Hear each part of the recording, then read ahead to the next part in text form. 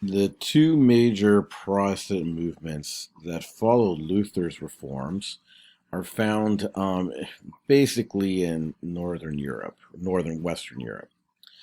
The first one is Calvin's Reformed theology. Now, Calvin's name is typically synonymous with the doctrine of predestination. But there's a kind of rational reason why he chooses this doctrine to have such a big part of his theology. Calvin is in some ways very opposite to Luther. There's not much about Calvin's emotional state or personality that you get from his own writings. Um, he'll be tapped to form the first Protestant society in Western Europe. This is Geneva, Switzerland, and it becomes a place of refuge for reformers. Um, Now, why Calvin's important is because more than even Luther, Calvin will spell out the first systematic understanding of Protestant theology. He does this in his book, The Institute of the Christian Religion, which goes through four editions. And in fact, one of the things that you notice in looking at these different editions is the growth of the importance of the doctrine of predestination. But this idea has its roots in Calvin's understanding of God's sovereignty and human depravity. So Calvin starts this idea that God is completely sovereign. He's got complete control over absolute everything. So he's trying to make logical sense of that fact with the fact that human beings are born with the sin nature, and that human beings, even when they try their best, can't help but sin. So he has a very, very strict view on the ability of the natural human being to do anything good outside of God's grace and faith. So if people are born with sin, how then can they actually choose to follow God? So this is where the predestination and doctrine of election come in. In other words, what happens is God, before God does anything regarding the creation of the world, he's already chose, or you could say predestined, some to give grace to. And it's that grace that's given, basically a miracle of God, that they then become Christian and then follow their quote-unquote Christian calling or Christian vocation. Because unlike Luther, who kind of had this daily sense of like grace and forgiveness because of our sin nature, Calvin believed that one is saved for a calling. And so he was very big about people actually following kind of a social, ethical format like he was trying to do in Geneva. Um, so in some ways, it took seriously this idea of being holy, or in the theological terminology, to be sanctified. So this is, if Calvin is going to say like, well, following Luther, we're incredibly sinful, and in the language of like dead in sin, then we need God to do this radical moment act of grace in order to bring us in to salvation. This also leads to the so-called Protestant work ethic that the famous German sociologist Max Weber would talk about, that in Protestant Western European countries that follow Calvin, there's this kind of sense of showing your calling. So in other words, like God's given you grace, God gives you blessings, so go out and live in the world and do the best to your abilities, because God has called you for salvation, not just to save you from hell, but to actually do something good. This will idea gets really popular in, again, Northern Western Europe. In fact, this is going to be very big in England and lead to the rise of the Puritans. And the same kind of thing. They're going to be really pushing this kind of social moral ethic and see their calling as like uh, God's imprint on history. So that's Calvin's take on Protestant theology. Speaking of England, um, the other major Protestant movement is Anglicanism. And Anglicanism follows basically the history of King Henry VIII and his attempt to keep control of the English crown, not just for himself, but for his offspring. And earlier on, he is a great defender of the Catholic faith, especially when Luther gets going. However, he has a falling out with the church when they wouldn't grant him a divorce from Catherine of Aragon, who was his brother's wife. But he died, so he married her. And he uses the argument that he's actually committing incest to divorce her. Um, the church will not grant him the divorce.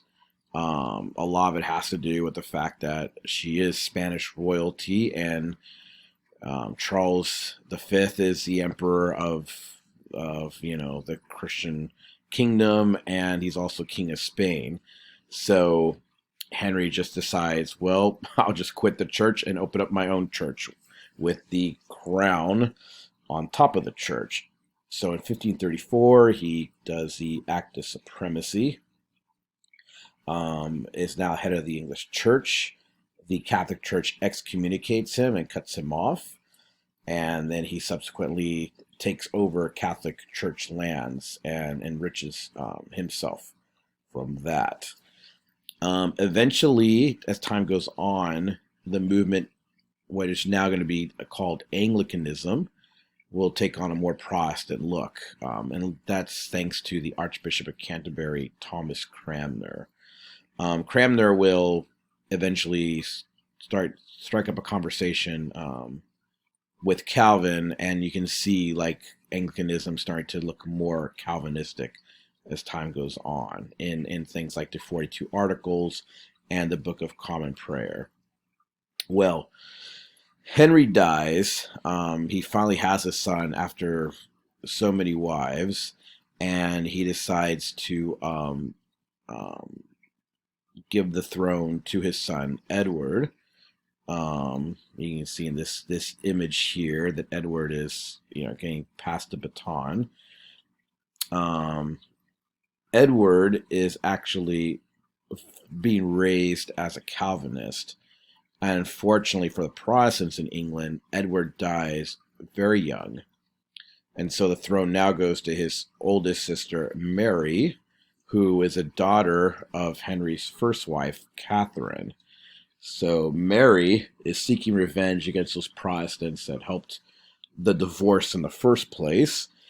And this leads to Mary getting the nickname Bloody Mary because she puts to death many Protestants. She's pushing to now renew a connection to Spain, and there's a lot of fear that Catholic Spain is going to swallow up Anglican England. But as fate has it, she dies, and the crown now goes to Elizabeth. And Elizabeth is the daughter of Henry and Anne Boleyn, the woman that Henry left Catherine of Aragon for. And kind of same story. Henry has her killed when she only gives him a daughter as well, on trumped up charges. So he's a swell guy, that Henry. So Elizabeth takes control, and she is considered one of the great monarchs of English history. She steers what is known as the Via Media, this kind of middle road between Catholicism and Protestantism, which kind of gives Anglicanism that, Protestant theology, but Catholic look. Even bigger than that is she's able to lead England in a defense against a Spanish invasion. And frankly, the defeat of the Spanish Armada leads to Spain losing kind of global relevancy in the social political sphere, and you start to see the rise of England as a power. Well, the Catholics are not going to take this sitting down, and so the middle of the 16th century, you have the Council of Trent, which is basically the Catholic response to the Protestant Reformation. And instead of listening to people like Luther and Calvin, they decided to basically do 180 degrees and say, like, authority is not in the Bible alone, but authority comes from the Bible and tradition. And they're going to kind of downplay the utilization of books or texts for the common lay person to read. Instead, they're going to put more power in the institution of the church and its sacraments. They do a little bit of reorganization, but they kind of throw the gauntlet down, and this will lead to the major wars of religion that follow. The Catholics are the great missionaries of the 16th and 17th century. This comes from figures like Ignatius Loyola. So the movement of the Jesuits, or Society of Jesus, are formed, and they're the ones you're going to see in the movie you'll watch in a few weeks. So they're the ones that go, basically to the Americas, to Asia, to spread Catholic theology. And unlike unlike the Protestants, who are kind of drawing strict lines about, the purity of the gospel and the Bible, Catholic theology, especially from its Jesuit standpoint, tends to be very synchronistic. In other words, they look for points of contact with other cultures. And so you see this in China especially, and obviously throughout Latin America, as now New Spain and South America are becoming, and New Spain is basically Mexico to Panama, but, California to Panama eventually. But you'll see this kind of growing Spanish Catholic culture mixing with indigenous cultures in Latin America. And some great poets and intellectuals have come out of there. Probably most famous is Sor Inés de la Cruz. And I'll have a little piece by her you can read later. But they do touch down, and they are making contact across Latin America, where I'd say they have a lot of success. And also in Asia, where you can see that the Jesuits are even responsible for helping create this map. And you can see in this map here that China is actually the center of the map. So it challenges, this sense that like all maps start with Europe at the center. But the Jesuits are in good terms, at least initially, with the Ming Dynasty and the leadership there.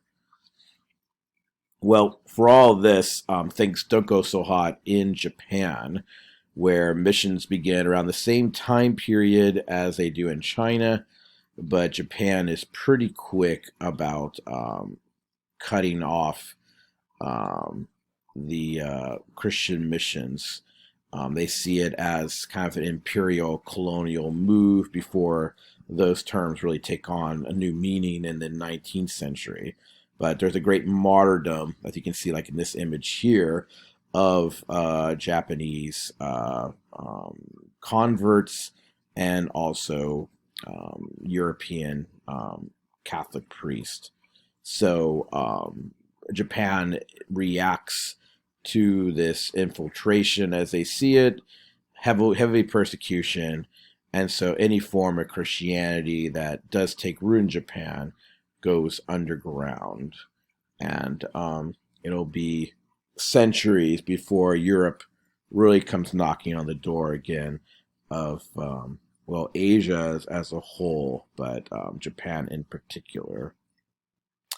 So next lecture we'll dive in a little bit about the wars of religion. and start moving towards talking about the Islamic empires of the time.